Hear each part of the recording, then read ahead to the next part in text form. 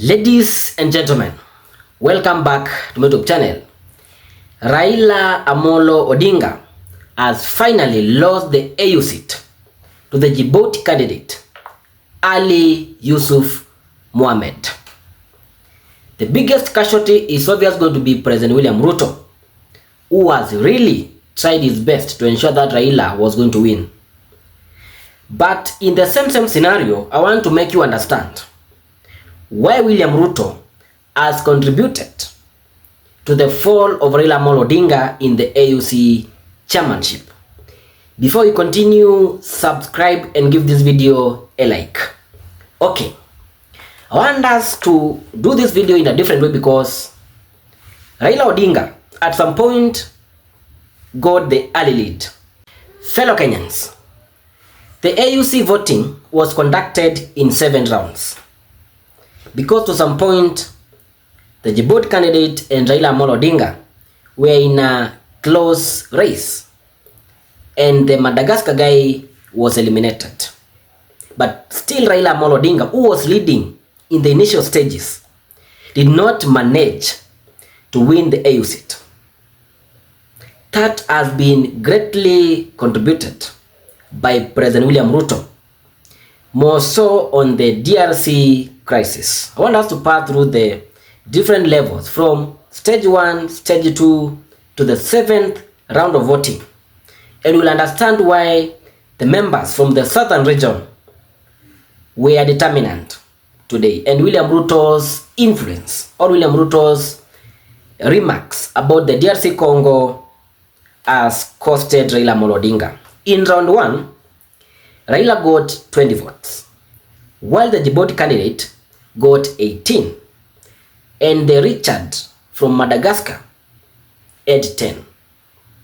That was an early lead for Raila Odinga, hoping that in the next round, if the Madagascar guy was to be dropped, then Raila was going to assume the votes, which were likely coming from the southern part of Africa, and he was going to get 10 plus 20, that was going to be a 30. 2/3 of the votes cast was giving us 33 votes. So Raila now only needed 3 votes to get into the mark and become the new AUC chair. But things did not work as expected. Round 2, Raila Odinga got 2 more votes from the Madagascar guy, while the Djibouti candidate got 19, an additional 1 vote. These 3 votes reduced from the Madagascar guy, who now got 7 votes.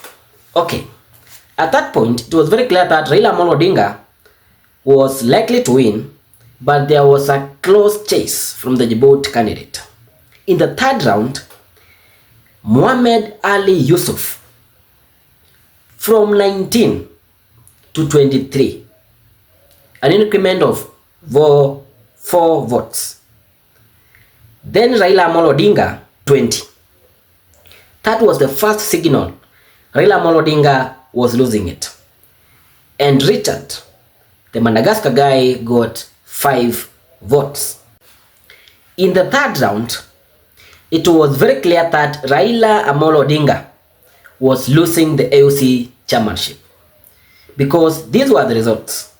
Ali Yusuf Mohammed 23, Raila Odinga 20, and Richard 5. There's a significant change in the numbers because I want us to compare the 1st round, 2nd round, and the 3rd round so that you can understand how William Ruto has contributed to the fall of Raila Odinga. In the 1st round, Raila Odinga was at 20, the Djibouti guy was at 18, and Madagascar guy was at 10. In the 2nd round, since the Madagascar guy had 10, when walimpigia kura walisikia ni kama it's like we are losing it.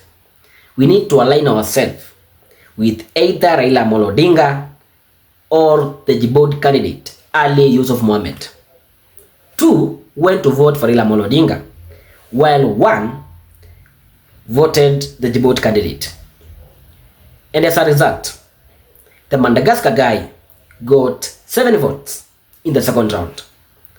But in the 3rd round, the 2 votes which went to Raila Odinga in the second round, now shifted to the Djibouti candidate. I want you to get the sense, because Raila started at 20 and in the third round he is still at 20. The Djibouti candidate, who started at 18, in the third round is at 23.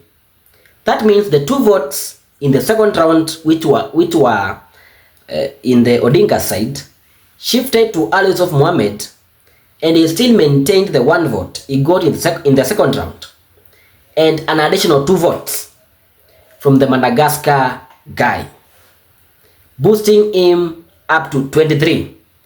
And the Madagascar guy was forced to drop out after getting only 5 votes. Next to the 4th round. 4th round, Ali Yusuf Mohammed. I want you to note that we have 5 hanging votes. In the 3rd round, tuko na Ali Yusuf Mohammed at 23, Raila Odinga at 20, and the Madagascar guy at 5. Ametolewa, ayuko kwa race. It is now a 2-horse race. We have 5 hanging votes from 20 to 20 and 23. Let's see who is going to gain more votes. In the 4th round, Ali Yusuf Mohammed got 25 votes, and we had 21 votes for Raila Odinga, an increment with 1. And now Ali Yusuf Mohammed from 23 to 25, an increment of 2.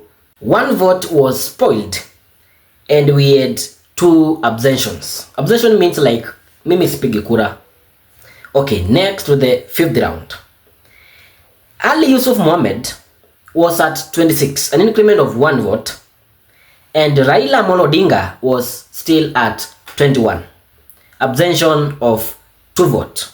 The spoiled vote now was converted into the Djibouti candidate, who was now at 26.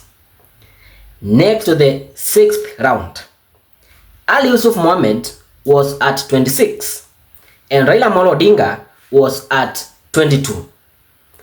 30-22 is an increment of 1 vote, which had abstained in the 5th round. Now we have 1 abstention. Okay.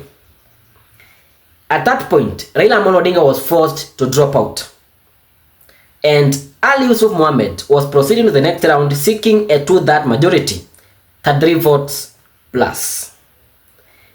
If he did not, or if he had not gained 33 votes, no winner was going to be declared, and they were to face off again in a postponed election.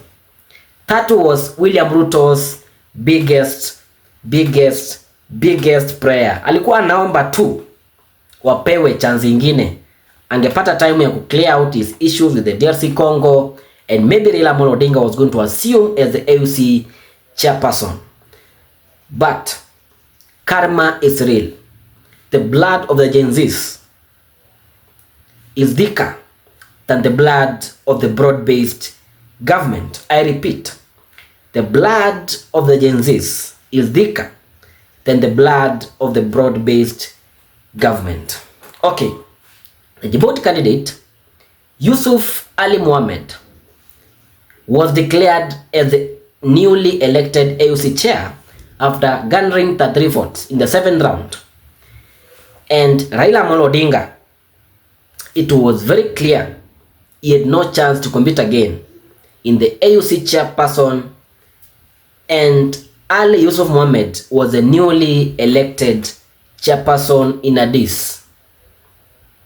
Ladies and gentlemen, it is very clear that William Ruto's remarks about the issues in DRC Congo must or might have resorted to these results. Raila Odinga starts at 20. The Djibouti candidate is at 18. But before we drop the Madagascar guy, Raila still remains at 20. And the Madagascar guy and the Djibouti candidate has garnered 5 more votes from the South African part of Africa, the SADC, which had initially declared their support to the Madagascar guy, Richard. I am convinced if William Ruto just abstained from the utterances and the phone calls he made to Emmanuel Macron, the French president, maybe Raila Odinga would have got some support in the South African aligned countries, and maybe he would be the president, or he would be the chairperson of the African Union Commission in Addis Ababa.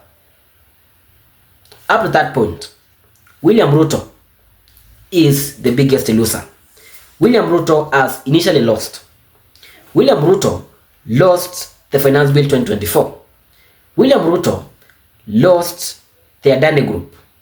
William Ruto has now lost the AU seat, which he has really lobbied for Raila Odinga. Hata kama ni kuongana, niko sure kuna watu wamekula pesa ya William Ruto in support of Raila Odinga. 10 billion was set aside to support Raila Odinga win the AU seat.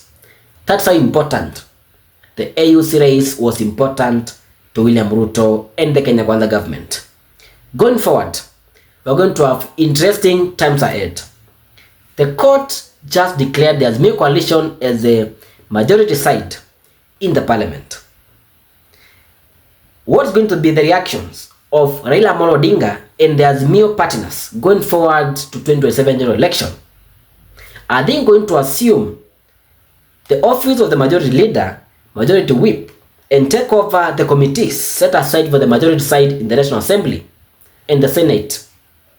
Or the broad-based government will still be firm and Raila Odinga will stick with William Ruto up to 2027? Ladies and gentlemen, subscribe and keep in touch with this YouTube channel for more updates. William Ruto, if he does not take care of the developments in the local politics, is definitely going to be one-term president in 2027. That's my take. Express your opinion in the comments. Give the video a like and subscribe. Thank you for tuning in.